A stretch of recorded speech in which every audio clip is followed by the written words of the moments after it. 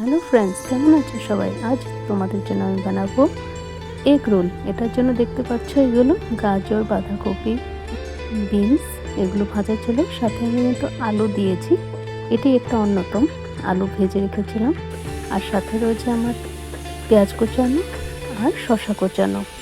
তো আর এগুলোকে এবার কড়াইতে অল্প তেল দিয়ে এগুলো হালকা হালকা করে ভেজে, আমি কাঁচা লঙ্কা দিয়েছিলাম।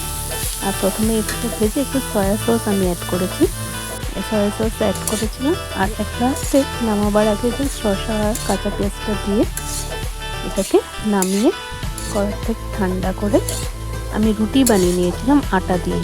সেটা আমি ময়দা ব্যবহার করিনি, নর্মাল আটা দিয়ে আমি রুটি বানিয়েছি। আর এগ রোল বানানোর জন্য প্রথমে এগটা গুলিয়ে তাওয়াতে দিয়ে রুটিটাকে দিয়ে দিয়েছিলাম।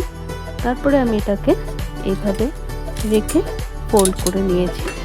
হ্যাঁ, একদম নিজের বাড়িতে বানানো আমার এগ রোল। এই দেখুন, দুটো বানিয়ে আমি আপনাদেরকে দেখাচ্ছি। হ্যাঁ, আর এটাকে আমি যেহেতু নিজেই আমি এটাকে ভিডিওটা করছিলাম, তো এক হাতের জন্য আমার একটু অসুবিধা হচ্ছিল, তো আমি ফোল্ড করতে পারছিলাম না এখানে। তো আমি জাস্ট দেখানোর জন্য যে এইভাবে করে নিচটাতে আপনারা কাগজ মুড়িয়ে দিলে হয়ে যাবে।